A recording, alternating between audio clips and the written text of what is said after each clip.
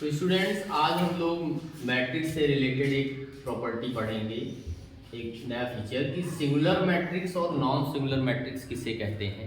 तो देखिए, singular matrix का मतलब ऐसी, मान लीजिए एक मैट्रिक्स है, तो सबसे पहले हम लोग सिंगुलर मैट्रिक्स जानते हैं क्या है। सिंगुलर मैट्रिक्स, तो सिंगुलर मैट्रिक्स में मान लीजिए एक मैट्रिक्स है, स्क्वायर मैट्रिक्स है, एक स्क्वायर मैट्रिक्स है, तो इसके डिटरमिनेंट्स की वैल्यू अगर 0 के बराबर आ जाए, इसके डिटरमिनेंट की वैल्यू 0 के बराबर आ जाए, इसे हम सिंगुलर मैट्रिक्स बोलेंगे। ठीक है। अब आप बोलोगे सर ये स्क्वायर मैट्रिक्स क्यों लेते हैं, क्योंकि आपको ये पता होना चाहिए कि केवल और केवल स्क्वायर मैट्रिक्स का ही डिटरमिनेंट वैल्यू फाइंड किया जा सकता है। ठीक है। और इसकी वैल्यू अगर 0 आ जाए इसको सिंगुलर मैट्रिक्स बोलेंगे। और इसी को हिंदी में बोले तो अव्युत्क्रमणीय, यानी इसको हम रिवर्स नहीं कर सकते, इसका रेसिप्रोकल फाइंड नहीं कर सकते, तो यही हमारा क्या होगा, अव्युत्क्रमणीय। हिंदी में इसको बोले तो बोलेंगे अव्युत्क्रमणीय, अव्युत्क्रमणीय,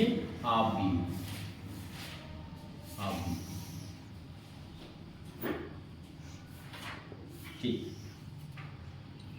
और दूसरा हमारा टाइप है non singular. Non singular, non singular, तो नॉन सिंगुलर वैसे भी बच्चों आप इसको अगर एक ट्रिक के माध्यम से आप अपने दिमाग में ले तो सिंगुलर मतलब सा से शुरू हो रहा है और शून्य भी सा से शुरू हो रहा है, तो आप दोनों को आप ऐसे समझ सकते हैं। ये जान लीजिए, इसकी वैल्यू अगर शून्य है तो सिंगुलर है, और सिंगुलर है तो वो उसका व्युत्क्रम नहीं किया जा सकता, यानी उसका रेसिप्रोकल फाइंड नहीं किया जा सकता। और नॉन सिंगुलर मैट्रिक्स किसे कहेंगे, ऐसी मैट्रिक्स, ऐसी स्क्वायर मैट्रिक्स जिसके डिटरमिनेंट की वैल्यू क्या हो, 0 ना हो, जिसके डिटरमिनेंट की वैल्यू 0 ना हो, तो वो हमारा नॉन सिंगुलर, या आप उसको बोलेंगे व्युत्क्रमणीय। क्या बोलेंगे, व्युत्क्रमणीय। व्युत्क्रमणीय का मतलब जिसको हम व्युत्क्रम कर सकें, यानी उसका रेसिप्रोकल फाइंड कर सकें, उसको बोलते हैं व्युत्क्रमणीय आव्यूह। ठीक है बच्चों, तो इस तरह से है। तो इस तरह से हम लोग यहाँ पर सिंगुलर और नॉन सिंगुलर के बीच का डिफरेंस क्या होता है उसको हमने समझा। अब हम लोग एक नया टॉपिक लेते हैं कि इनवर्स ऑफ मैट्रिक्स किसे कहते हैं। Inverse of matrix, inverse of matrix. तो स्टूडेंट्स, अगर कोई दो मैट्रिक्स का प्रोडक्ट आइडेंटिटी मैट्रिक्स आ जाए, अगर मान लीजिए ए और बी, ये कोई दो मैट्रिक्स हैं जिनका प्रोडक्ट क्या आ जाए, आइडेंटिटी मैट्रिक्स आ जाए, तो ये एक दूसरे के क्या कहलाएंगे, इनवर्स कहलाएंगे। ये एक दूसरे के क्या कहलाएंगे, इनवर्स कहलाएंगे। ठीक है। तो इस तरह से आप इसको बोल सकते हो, then B is inverse of A, B is inverse of A, and that is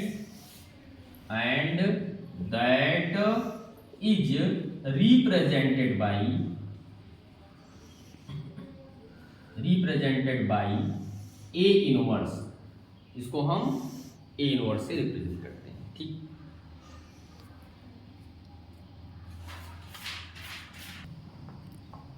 तो स्टूडेंट्स, अब हम लोग इनवर्स मैट्रिक्स की प्रॉपर्टी पढ़ेंगे। तो हमारी पहली प्रॉपर्टी ये है कि किसी भी मैट्रिक्स के इनवर्स का अगेन अगर हम इनवर्स कर दें तो हमको इनिशियल मैट्रिक्स मिल जाती है। किसी भी मैट्रिक्स का अगेन इनवर्स कर दें तो हमको इनिशियल मैट्रिक्स मिल जाती है।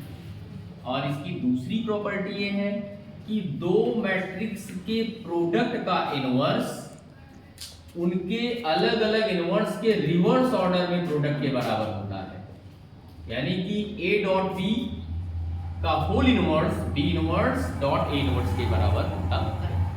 और तीसरी प्रॉपर्टी बच्चों क्या है, अगर एक से ज्यादा, मान लीजिए 3 मैट्रिक्स का प्रोडक्ट लेना हो, A dot B dot C का इनवर्स, तो सेम ऊपर वाला ही पैटर्न ये भी फॉलो करेगा, जैसे रिवर्स ऑर्डर में इनके इनवर्स का प्रोडक्ट होता है वैसे ही सेम यहाँ भी हो जाएगा, रिवर्स ऑर्डर में इनके इनवर्स का प्रोडक्ट होगा, यानी कि C inverse dot B inverse dot A inverse, ये हो जाएगा।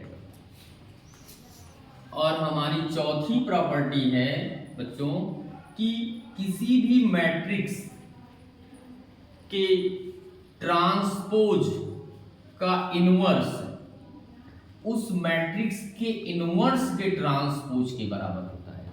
यानी कि किसी भी मैट्रिक्स का ट्रांसपोज कर दें और फिर इनवर्स निकालें तो ये वही वैल्यू होगा, जबकि उस वैल्यू का उस मैट्रिक्स का पहले इनवर्स करके फिर ट्रांसपोज निकालें, दोनों सेम आएंगे।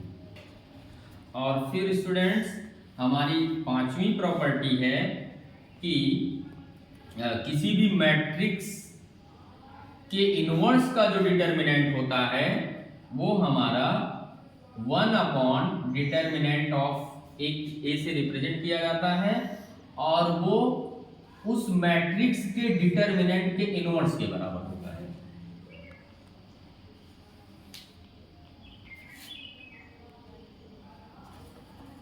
तो इस तरह से स्टूडेंट्स ये हमारे कुछ इंपॉर्टेंट प्रॉपर्टीज थे। और एक प्रॉपर्टी और है, लास्ट प्रॉपर्टी, लास्ट क्या ये यानी इनिशियल प्रॉपर्टी यही मानी जाएगी कि जैसा कि जो इनवर्स मैट्रिक्स की डेफिनेशन में छिपा था कि कोई मैट्रिक्स और उसके इनवर्स का प्रोडक्ट हमेशा आइडेंटिटी मैट्रिक्स आता है। यही इनवर्स मैट्रिक्स की डेफिनेशन ही है। इसी से हम इनवर्स मैट्रिक्स पहचानते ही हैं कि अगर दो मैट्रिक्स का प्रोडक्ट आइडेंटिटी मैट्रिक्स आ जाए तो डेट श्योर है कि वो एक दूसरे के क्या हैं, इनवर्स। ठीक है, तो इस तरह से ये कुछ इंपॉर्टेंट 6 प्रॉपर्टीज हैं जो कि इनवर्स ऑफ मैट्रिक्स से रिलेट करती हैं, और इसको आप लोग लर्न कर लीजिए क्योंकि इनके एप्लीकेशंस के द्वारा ही हम बहुत सारे क्वेश्चन सॉल्व कर पाएंगे।